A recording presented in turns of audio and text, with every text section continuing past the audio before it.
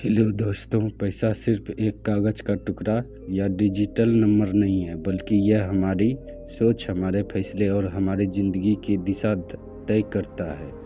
कुछ लोग इसे तेज़ी से कमाते हैं लेकिन बनाए नहीं रख पाते। कुछ लोग सामान्य इनकम के बावजूद अमीर बन जाते हैं। आखिर ऐसा क्यों होता है? पैसा कमाने, बचाने और बढ़ाने की साइकोलॉजी को समझें बिना हम इसे कभी सही तरीके से संभाल नहीं सकते।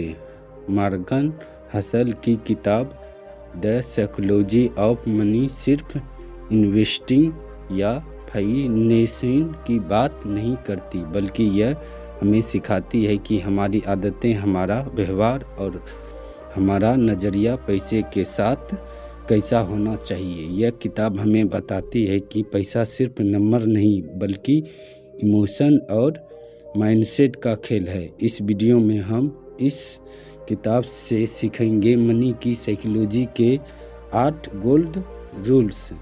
यह 8 नियम आपकी सोच और आपके फाइनेंशियल डिसीजन लेने का तरीका पूरी तरह बदल सकता है। तो इस वीडियो को अंत तक देखें और मनी साइकोलॉजी को गहराई से समझें, ताकि आप अपने फाइनेंशियल फ्यूचर को खुद कंट्रोल कर सकें। रूल 1, कोई भी पागल नहीं है। पैसा की दुनिया में कदम रखते ही हम यह मानकर चलते हैं कि जो निर्णय हम लेते हैं वे पूरी तरह से तर्क संगत, रेशनल और सोच समझकर लिए गए हैं, लेकिन असल में यह सच नहीं है। हम में से हर कोई अपने अनुभवों,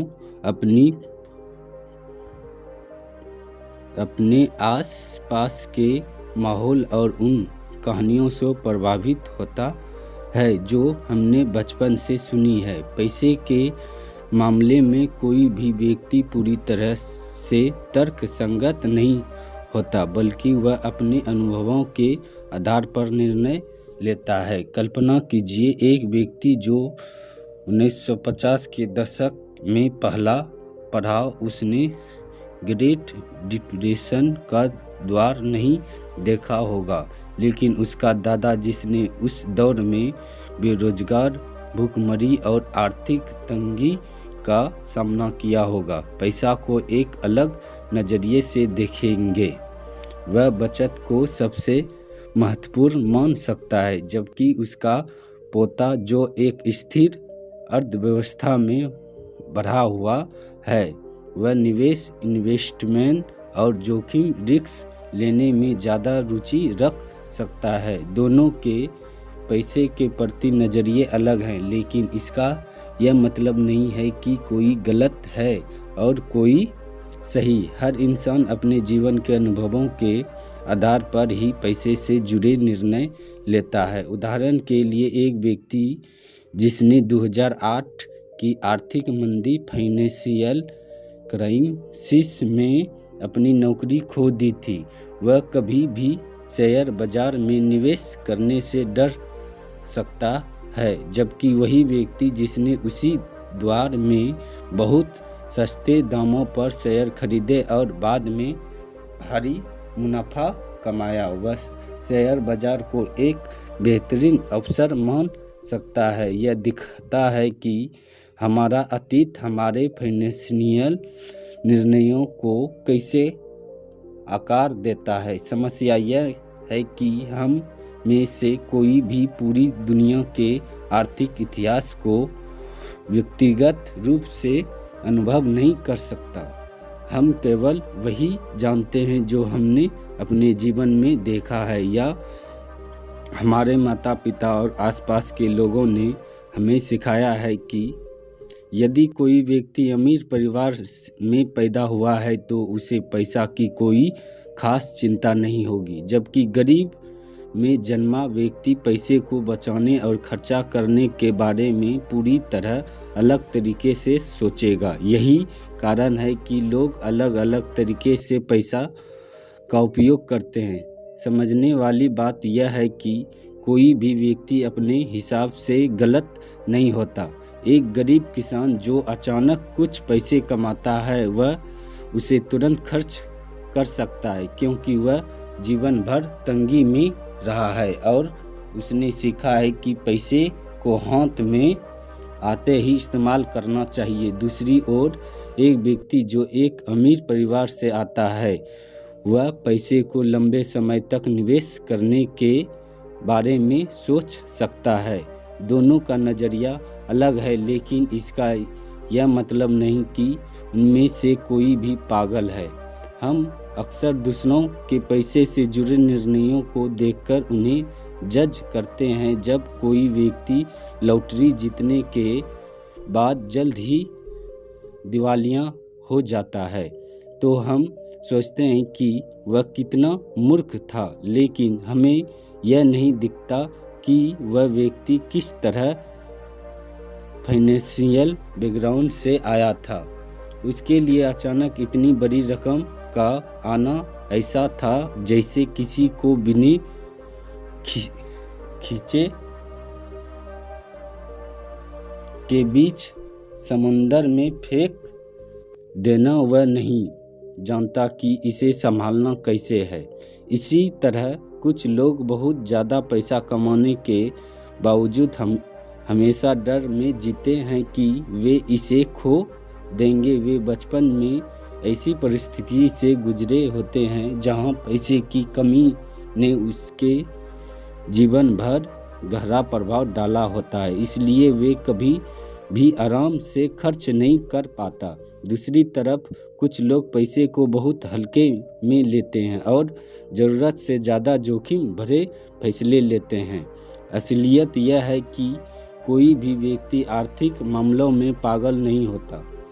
अगर कोई बस अपने अनुभवों के अनुसार सोचता और काम करता है, जब तक हम यह नहीं समझते कि लोग अपने अतीत से प्रभावित होते हैं, तब तक हम यह सोचते रहेंगे कि वे बिना सोचे समझे फैसले ले रहे हैं। लेकिन अगर हम दूसरों के नज़रिए को समझने की कोशिश करें तो हमें यह एहसास होगा कि हर व्यक्ति अपने तरीके से सही।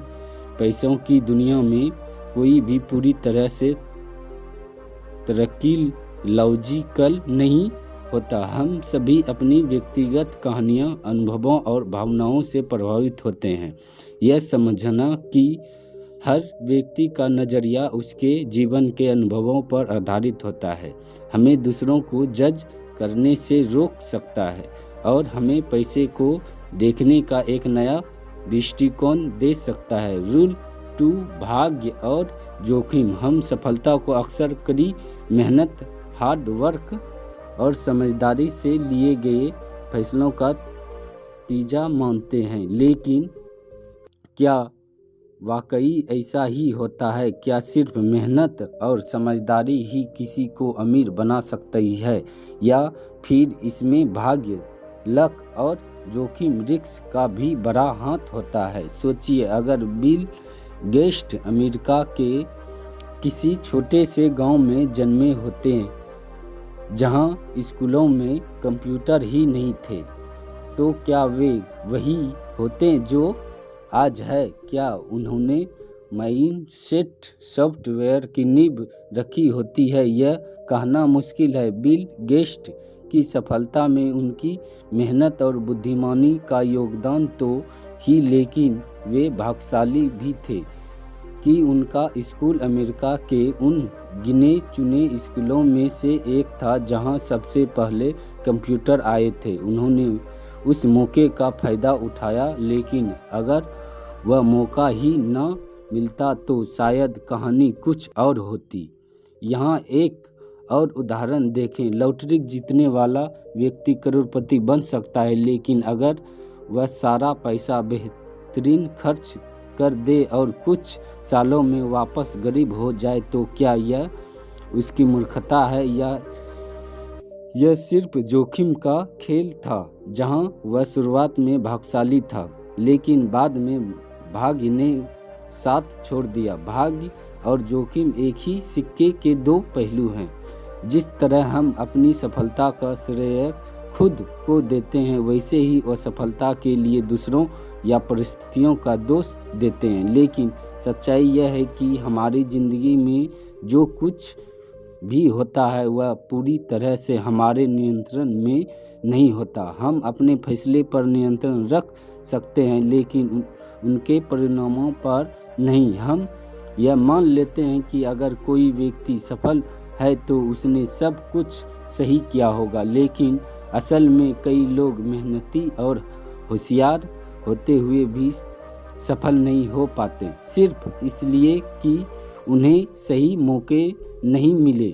वही कई लोग जिनके पास उतनी योग्यता नहीं होती, वे भी सिर्फ सही समय पर सही जगह होने की वजह से सफलता पा जाते हैं। इसका मतलब यह नहीं कि मेहनत और समझदारी का कोई मूल्य नहीं है, लेकिन यह ज़रूर समझना चाहिए कि सफलता और असफलता में भाग्य और जोखिम का बहुत बड़ा हाथ होता है। अब सोचिए, अगर कोई व्यक्ति शेयर बाजार में बहुत अच्छा पैसा कमा रहा है, तो क्या यह सिर्फ उसकी समझदारी का नतीजा है, या यह भी संभव है कि वह एक ऐसा दौर में निवेश कर रहा है जब बाजार तेजी से ऊपर जा रहा है? वही दूसरा व्यक्ति जो उतना ही होशियार है लेकिन मंदी से दौरान निवेश करता है, वह पैसे खो सकता है। हमारे दिमाग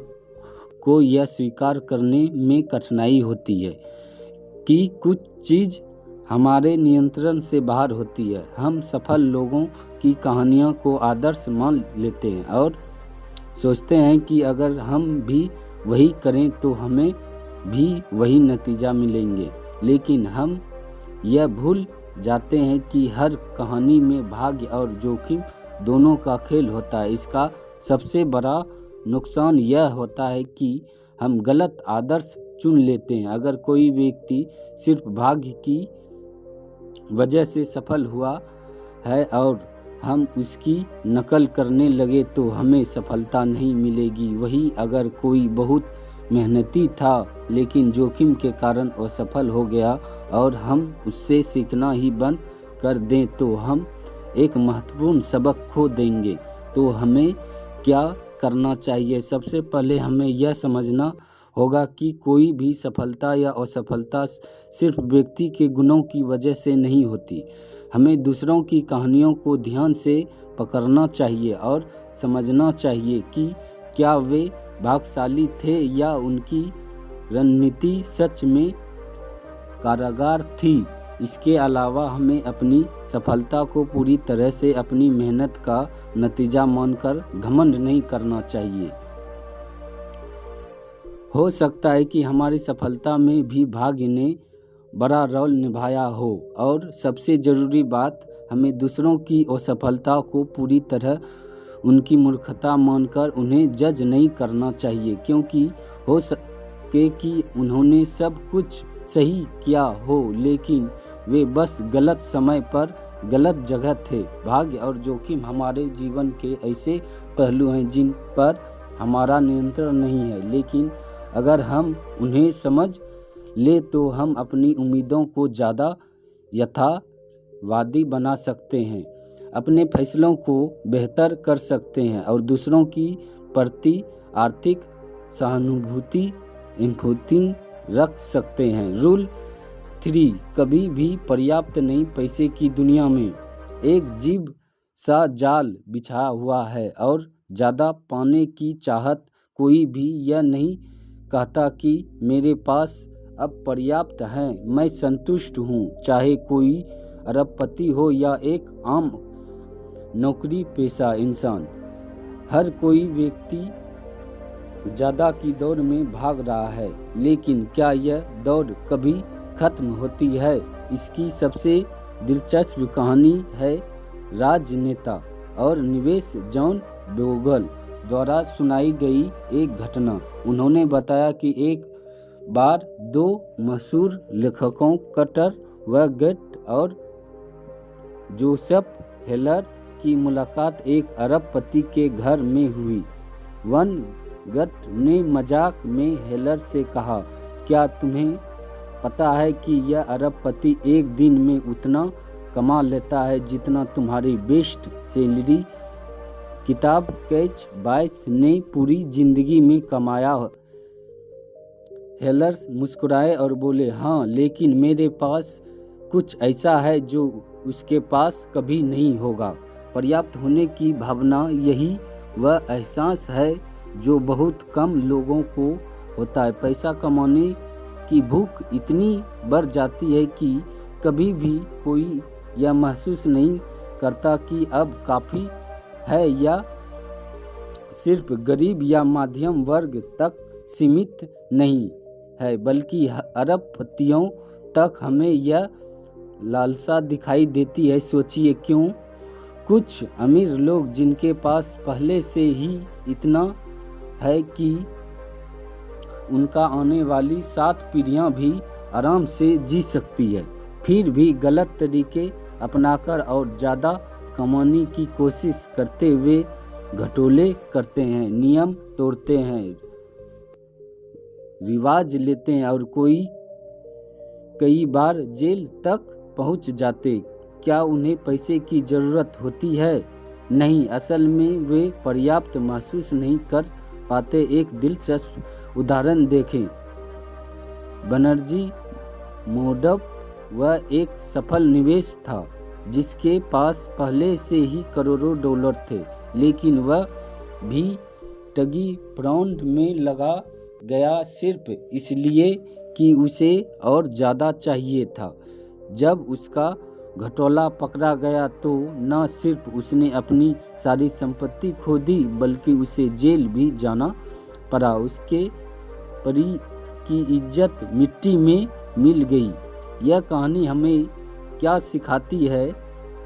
यह कि जब हम पर्याप्त को नहीं समझते तो हम अपनी खुशियाँ, इज्जत और आत्म संतोष सेल्फ सेटिस्फैक्शन ज़्यादा की ख्वाहिशें करने लगते हैं। प्रमोशन के बाद, सैलरी बढ़ने के बाद भी हमें चैन नहीं मिलता, क्योंकि हमारे आसपास ऐसे लोग होते हैं जो हमसे ज़्यादा कमा रहे होते हैं। हमारी समस्या यह नहीं है कि हमारे पास कम पैसा है, बल्कि यह है कि हम हमेशा तुलना, कंपटीशन कर रहे होते हैं। हमारे पास जो कुछ भी है हमें तब तक ठीक लगता है जब तक कि हम किसी और को हमसे ज़्यादा अच्छा करते नहीं देख लेते। हम भूल जाते हैं कि इस दौर की कोई मंजिल नहीं है। अगर हमें संतोष करना नहीं सीखते हैं तो हम चाहे जितना भी कमा लें वह हमें कभी खुश नहीं कर पाएगा। पर्याप्त का एहसास होना बहुत ज़रूरी है, क्योंकि लालच की कोई सीमा नहीं होती। जब हम इसे नियंत्रण में नहीं रखते हैं तो यह हमें निगल जाता है। इसका मतलब यह नहीं कि हमें मेहनत करना या आर्थिक रूप से आगे बढ़ना बंद कर देना चाहिए, बल्कि इसका मतलब यह है कि हमें समझना चाहिए कि पैसा सिर्फ एक साधन है, न कि जीवन का अंतिम लक्ष्य। हमें यह तय करना होगा कि कितना पर्याप्त है ताकि हम एक संतुलित और खुशहाल जीवन जी सकें। जो लोग यह समझ जाते हैं वे जिंदगी में ज़्यादा संतुष्ट रहते हैं। वे अपनी खुशी को पैसे के अंबार से नहीं बल्कि अपने रिश्तों, अनुभवों और मानसिक शांति से जोड़ते हैं। वे जानते हैं कि जीवन में सबसे कीमती चीज़ें खरीदी नहीं जा सकती, जैसे प्यार, दोस्ती, सेहत और सुकून। अगर हम इस सच्चाई को जल्दी समझ लें कि पर्याप्त क्या होता है तो हम अनावश्यक तनाव से बच सकते हैं और अपने जीवन को अधिक सार्थक बना सकते हैं। रूल 4, चमत्कारी चक्रवृद्धि पैसे को बढ़ाने का सबसे बड़ा रहस्य। क्या कोई इसे स्मार्ट इन्वेस्टमेंट कहता है कि कोई इसे अच्छी रणनीति मानता है, तो कोई सोचता है कि इसके लिए बहुत ज़्यादा पैसा कमाना ज़रूरी है, लेकिन सच्चाई इससे कहीं ज़्यादा साधारण है और शक्तिशाली। चक्रवृद्धि ब्याज यह दुनिया का सबसे बड़ा वित्तीय जादू है, जिसे अगर समझ लिया जाए तो यह किसी को भी अमीर बना सकता है। अगर आपसे पूछा जाए कि दुनिया का सबसे महान निवेश कौन है, तो शायद आपका जवाब होगा वॉरेन बफेट। यह सच भी है, लेकिन क्या आप जानते हैं कि उनकी संपत्ति का अधिकांश हिस्सा तब बढ़ा जब वे अपने सब दशक में थे। कोई सुपर ह्यूमन नहीं, बल्कि उन्होंने बस एक सरल चीज़ को समझा और अपनाया। चक्रवृद्धि का जादू उन्होंने न सिर्फ समझदारी से निवेश किया, लंबे समय तक किया। यही उनका असली राज है। कल्पना कीजिए कि आपके पास जीरो है और आप इसे हर साल 10 पर ब्याज पर निवेश करते हैं। पहले साल के अंत में आपके पास 0 होंगे। दूसरे साल जब ब्याज फिर से जुड़ेगा तो अब यह 1 लाख पर नहीं बल्कि 11 लाख पर मिलेगा, जिससे आपकी राशि और तेजी से बढ़ेगी। समय के साथ यह प्रक्रिया इतनी शक्तिशाली हो जाती है कि अंतिम वर्षों में पैसा खुद बावजूद। उदाहरण वॉरेन बफेट की यात्रा, वे 11 साल की उम्र में निवेश करना शुरू कर चुके थे और उन्होंने इसे लगातार जारी रखा। यदि वे 30 साल की उम्र में निवेश शुरू करते तो वे आज की तरह अरबपति नहीं होते। इसका मतलब यह है कि पैसा निवेश करने में जितनी जल्दी शुरुआत की जाए उतना ही अच्छा होता है। लेकिन यह एक समस्या, अधिकतर लोग धैर्य पेशेंस नहीं रखते। वे जल्दी पैसा कमाने की चाहत में शॉर्टकट ढूंढते हैं, जोखिम भरे सौदे करते हैं और फिर असफल होने पर यह मान लेते हैं कि निवेश उनके लिए नहीं है। उन्हें यह समझने की ज़रूरत कि चक्रवृद्धि किसी मैजिक ट्रिक की तरह नहीं है जो तुरंत रिजल्ट दे। यह बांस के पेड़ की तरह काम करता है। शुरुआत में धीमी ग्रोथ होती है, लेकिन एक बार जब यह रफ्तार पकड़ लेता है तो इसे रोकना नामुमकिन हो जाता है। अब सोचिए कितने लोग पैसे बचाने को टालते रहते हैं, यह सोचकर कि उनके पास अभी कम पैसे हैं या बाद में ज़्यादा बचाएंगे। लेकिन यही सबसे बड़ी गलती होती है। अगर कोई 20 साल की उम्र में हर महीने सिर्फ 0 निवेश करे और इसे 12 महीने पर सालाना रिटर्न के साथ 40 साल तक बनाए रखे तो यह रिटायरमेंट तक करोड़ों में बदल सकता है। वही अगर कोई 30 साल की उम्र में शुरुआत करता है तो वह रिजल्ट पाने के लिए दोगुना पैसा निवेश करना पड़ेगा। इसका सबसे बड़ा सबक यह है कि निवेश में सबसे महत्वपूर्ण चीज़ समय होती है, न कि सिर्फ पैसा। ज़्यादा निवेश करना अच्छा है, लेकिन ज़्यादा समय तक निवेश बनाए रखना उससे भी ज़्यादा ज़रूरी है। यही कारण है कि धैर्यवान निवेश हमेशा जीतते हैं। चक्रवृद्धि का एक और कमाल यह है कि सिर्फ पैसे पर नहीं बल्कि ज़िंदगी के हर पहलू पर लागू होता है। ज्ञान भी चक्रवृद्धि से बढ़ता है। अगर आप हर दिन सिर्फ एक पर बेहतर होते हैं तो साल के अंत तक आप 37 गुना बेहतर हो सकते हैं। यही नियम हमारी आदतों और फिटनेस और रिश्तों पर भी लागू होता है। जो लोग लगातार छोटे छोटे सुधार करते हैं वे कुछ सालों बाद दूसरों से बेहतर आगे निकल जाते हैं। इसलिए अगर अमीरी की असली राज समझना है तो यह कोई गुप्त राजनीति नहीं है, यह सिर्फ यह समझने में है कि समय और धैर्य से चमत्कार होते हैं। जो लोग निवेश को जल्दी शुरू करते हैं और धैर्य बनाए रखते हैं वे धीरे धीरे लेकिन निश्चित रूप से फाइनेंशियल फ्रीडम की ओर बढ़ते हैं। यही चक्रवृद्धि का जादू है। धीमा लेकिन सबसे शक्तिशाली रूल हाइलाइट धनवान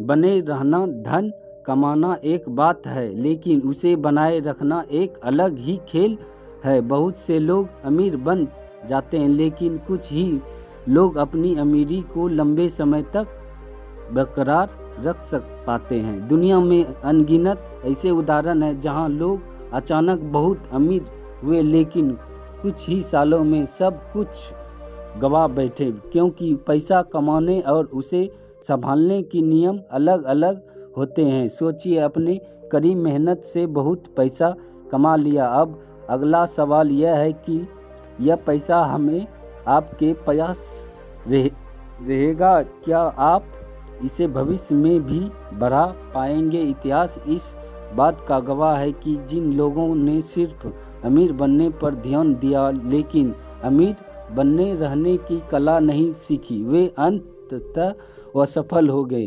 सबसे बड़ा उदाहरण बनर्जी मैडऑफ। वह एक समय दुनिया के सबसे सफल निवेशकों में से एक था, लेकिन उसकी लालच और गलत फैस ने उसे जेल में पहुंचा दिया। वही वॉरेन बफेट को देखिए, वे न सिर्फ अमीर बने बल्कि अपनी दौलत को बरकरार भी रखा, क्योंकि उन्होंने जोखिम प्रबंधन को समझा और लंबे समय तक टिके रहने की मानसिकता विकसित की। पैसा कमाने के लिए आत्मविश्वास जरूरी है, लेकिन उसे बनाए रखने के लिए विनम्रता और सावधानी कसम चाहिए। जब लोग अमीर बन जाते हैं तो वे मानने लगते हैं कि वे हर बार सही होंगे। वे ज़्यादा जोखिम लेने लगते हैं, सोचते हैं कि उनका हर फैसला परफेक्ट होगा, और यही ओवर कॉन्फिडेंस उनके पतन की शुरुआत बनाता है। हमारे आसपास ऐसे कोई उदाहरण है जहां लोग अचानक अमीर बने, लेकिन कुछ गलतियों के कारण सब कुछ खो दिया। लॉटरी जीतने वाला की कहानी इसी का सबूत है। एक रिपोर्टर के अनुसार 70 लॉटरी विजेता कुछ ही वर्षों में फिर से गरीब हो जाते हैं, क्योंकि उन्होंने पैसे को बनाए रखने की मानसिकता नहीं अपनाई। धनवान बने रहने के लिए दो सबसे महत्वपूर्ण गुण होते हैं, डर और धैर्य। डर से मतलब यह नहीं कि आपको निवेश या पैसे कमाने से डरना चाहिए, बल्कि यह समझना चाहिए कि चीज़ें कभी भी गलत हो सकती है। जो लोग इस डर को समझते हैं वे हमेशा बैकअप प्लान रखते हैं। वे जोखिम को कम करने के लिए अपने निवेश को विविधता रखते हैं, और वे बिना ज़रूरत के बड़े जोखिम नहीं लेते। दूसरे ज़रूरत गुण धैर्य। पैसा कमाने के लिए धैर्य चाहिए, लेकिन उसे बनाए रखने के लिए और भी ज़्यादा धैर्य चाहिए। कई लोग थोड़े समय में अमीर बनने के चक्कर में बहुत ज़्यादा जोखिम उठाते हैं, और जब चीज़ें गलत होती है तो वह सब कुछ खो बैठते हैं। वही जो लोग धीरे धीरे लेकिन लगातार बढ़ते हैं वे लंबे समय तक टिके रहते हैं। इसका सबसे अच्छा उदाहरण जापान की कंपनियां हैं। बहुत सी सुरक्षित रणनीति अपनाती है, वे बड़े जोखिम लेने से बचती है, और इसी वजह से वे दशकों तक बाजार में स्थिर बनी रहती है। यह समझना भी जरूरी है कि पैसा बनाना एक बार की प्रक्रिया हो सकती है, लेकिन उसे बचाना और बढ़ाना एक जीवन भर चलने वाला खेल है। अमीर बनने रहने का सबसे बड़ा तरीका यह है कि आप खुद को यह याद दिलाते रहें कि चीज़ें हमेशा आपकी योजनाओं के अनुसार नहीं होगी। आपको गलत फैसलों के लिए तैयार रहना होगा और अपने निवेश को इस तरह से संरक्षित करना होगा कि अगर कभी मंदी रिएक्शन आए तो आप बचे रहें। सबसे महत्वपूर्ण बात यह है कि जब भी आप पैसा कमाएं तो उसे खोने से बचने के लिए एक रणनीति बनाएं। आपके पास हमेशा एक सेफ्टी नेट होना चाहिए, चाहे वह इमरजेंसी फंड हो, विविध निवेश हो या फिर जोखिम को सीमित करने की सोच। अगर अमीर बने रहना है तो अपनी सीमाओं को पहचानना होगा। यह मानना होगा कि आप हर बार सही नहीं हो सकते, इसलिए आपको अपनी राजनीति को संतुलित रखना होगा। जो लोग यह समझ जाते हैं वे न सिर्फ अमीर बनते हैं बल्कि अपनी अमीरी को लंबे समय तक बरकरार भी रखते हैं। Rule 6 tells you win. हम पैसे और निवेश की दुनिया को अक्सर तर्क संगत, रेशनल और गणितीय समझते हैं। हमें लगता है कि अगर कोई राजनीति काम कर रही है तो वे हमेशा काम करेगी, और अगर कोई विफल हो रही है तो वह बेकार है। लेकिन असलियत इससे बहुत अलग होती है। पैसे की दुनिया लॉटरी जैसी है, जहाँ कुछ बड़े फैसले, कुछ असाधारण सौदे या कुछ दुर्लभ मौके बुरे खेल को बदल सकते हैं। इसे समझने के लिए टेल्स यू विन का रहस्य समझना होगा। कल्पना कीजिए कि आप एक सिक्का उछाल रहे हैं, इसमें हेटन्स आने की संभावना 50% है और टेल्स आने की भी संभावना 50% है। लेकिन यहाँ एक टेल्स और अगर हेड्स आता है तो कुछ नहीं बदलता, लेकिन अगर टेल्स आता है तो 100% गुना इनाम मिलता है। अब आप कितनी बार यह सिक्का उछालना चाहेंगे? जवाब साफ है, जितनी बार संभल हो सके, क्योंकि भले ही आप ज़्यादातर बार हारे, लेकिन एक बार की जीत आपके सभी नुकसान की भरपाई कर देगी और आपको ज़बरदस्त फायदा मिलेगा। यही सिद्धांत निवेश और पैसे की दुनिया में भी लागू होता है। अधिकतर सफल निवेश हर बार सही नहीं होते, वे कई बार गलत होते हैं, लेकिन उनकी कुछ असाधारण सफलताएं उनके सभी नुकसान को खत्म कर देती है और उन्हें बड़ा विजेता बना देती है। सोचिए, एक जैसी कंपनियां आज जिस मुकाम पर है वहां तक पहुंचने के लिए उन्हें कितनी बार असफलताओं का सामना करना पड़ा होगा। स्टीव जॉब्स ने कई प्रोडक्ट लॉन्च किए जो फ्लॉप हुए, लेकिन अब आईबो आया तो उसने पूरी टेक्नोलॉजी इंडस्ट्री बदल दी। यही टेल्स यू विन का जादू है। अगर हम शेयर बाजार को देखें तो हम पाएंगे कि ज़्यादातर कंपनियां औसत या असफल रहती है, लेकिन कुछ ही कंपनियां ऐसी होती है जो पूरी बाजार का रुख बदल देती है। अगर कोई निवेश इन कुछ कंपनियों में सही समय पर निवेश कर लेता है और तो बाकी के सभी गलत फैसलों के बावजूद भारी मुनाफा कमा सकता है। यहाँ सबसे बड़ा सबक यह है कि हर फैसले को जीत हार के पैमाने पर नहीं तौला जा सकता। कई बार आपको असफलताओं से सीखना होता है, उन्हें एक प्रक्रिया का हिस्सा बनाना पड़ता है। अगर आप किसी ऐसी रणनीति पर काम कर रहे हैं जहां छोटी छोटी असफलताएं हो रही है, लेकिन आपको विश्वास है कि एक बड़ी सफलता आपकी पूरी दिशा बदल सकती है, तो आपको धैर्य रखना होगा। इसी कारण से सबसे सफल लोग रिस्क लेने से नहीं डरते।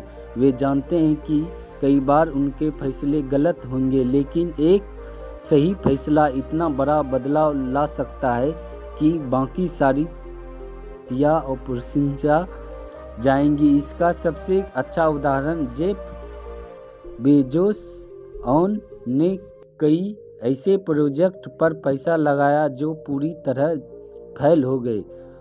फायर फोन, अमेजॉन डॉट और कई अन्य असफलताएं उत्पाद, लेकिन अब जब उन्होंने अमेजॉन वेब सर्विस शुरू किया तो यह इतना सफल हुआ कि इस एक प्रोजेक्ट की सफलता ने बाकी सभी सफलताओं को बेकार बना दिया। इसका मतलब यह नहीं कि आपको बिना सोचे समझे जोखिम उठाना चाहिए, बल्कि इसका अर्थ यह है कि आपको सफलताओं से डरना नहीं चाहिए, क्योंकि असली जीत उन असफलताओं के बाद आने वाली एक बड़ी सफलता से होती है। जो लोग इस मानसिकता को समझ जाते हैं वे जीवन में ज़्यादा बड़े फैसले लेने की हिम्मत करते हैं। वे छोटे नुकसान से निराश नहीं होते, क्योंकि वे जानते हैं कि अगर खेल में बने रहें तो एक न एक दिन उनके सिक्के का टेल्स आएगा और तब वे बड़ी जीत हासिल करेंगे। यही असली टेल्स यून विन का रहस्य है। रूल सैन स्वतंत्रता। अगर आपसे कुछ पूछा जाए कि पैसे का सबसे बड़ा उद्देश्य क्या है, तो आपका जवाब क्या होगा? कुछ लोग कहेंगे सुरक्षा, सिक्योरिटी, कुछ कहेंगे आराम और कुछ कहेंगे शान और शौकत, लग्जरी, लेकिन असल में पैसा नहीं।